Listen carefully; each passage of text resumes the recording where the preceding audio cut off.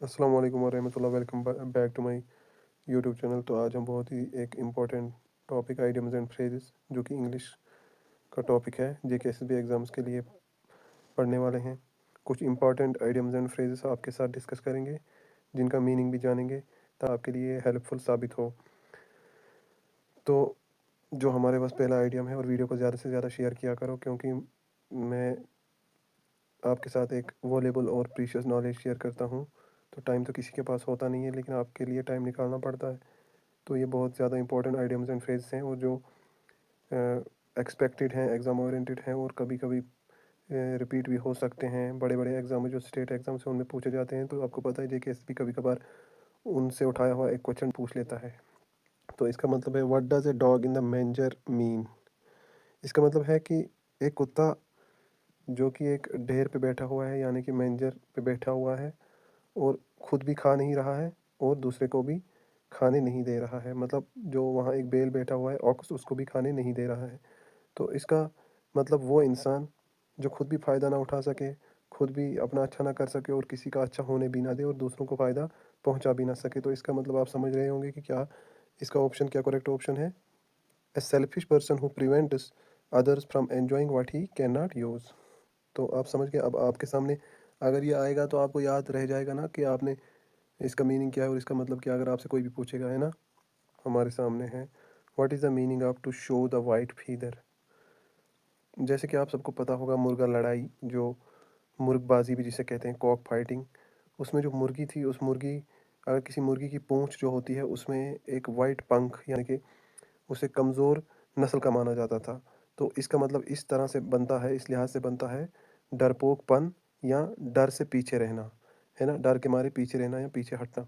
तो इसका जो राइट ऑप्शन इस हिसाब से बनेगा, टू शो साइंस ऑफ कोडाइस। ठीक है। एप्पल ऑफ डिस्कॉर्ड आपने सुना होगा, या अगर कभी देखा भी होगा। अगर नहीं भी देखा है तो इसको आज अच्छे से अब आपके जहन में ये रह जाएगा और आप इसको जहन नशीन कर लेना। आप अब इसे अच्छे से कर सकते हो अगर आपके सामने ये आ जाए कभी भी किसी भी एग्ज़ाम में।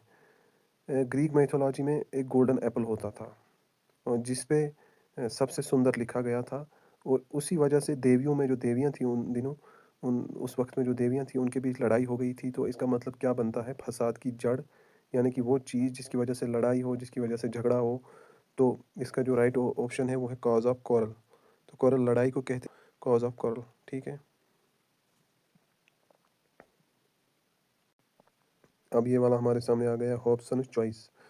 थॉमस हॉब्सन नाम का किराए पे देने वाला एक घोड़ा था जो कि अपने कस्टमर से कहता था कि घोड़ा दरवाजे पर है, या तो ये लो या तो कोई मत लो। यानी कि जब आपके पास सिर्फ एक ऑप्शन हो, सिर्फ एक वाहिद ऑप्शन हो जिसमें आप या तो यही करो या तो कुछ मत करो। जैसे कि आप एग्ज़ाम दे रहे हो जेकेएसबी का, या तो आपको जेकेएसबी का एग्ज़ाम देना है, अपनी सीट निकालनी है, सिलेक्शन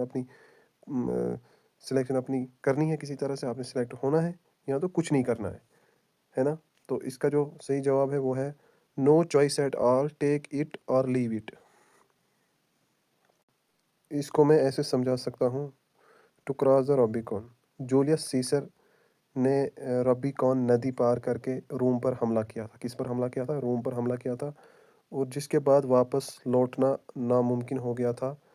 जिसका मतलब ये निकलता है कि कोई ऐसा फैसला करना जिसके बाद वापस लौटना नामुमकिन बन जाए।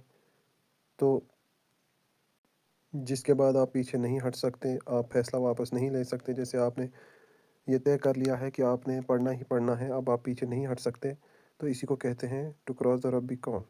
तो इसका जो मतलब निकल के आता है वो आता है, to take a decisive step that can not be reversed. तो आप वीडियो को ज़्यादा से ज़्यादा शेयर करना। आज के लिए इतना ही। तो अगर आपको और ज़्यादा चाहिए, अगर आपको कुछ और टॉपिक इंग्लिश के चाहिए तो आप बता सकते हो। इस वीडियो को ज़्यादा से ज़्यादा शेयर करना। जेकेएसपी के हर एग्ज़ाम के लिए जिसमें भी आइडियम्स एंड फ्रेजेस टॉपिक है तो उसके लिए ये ज़रूरी है। ठीक है। जज़ाकल्लाहु खैर।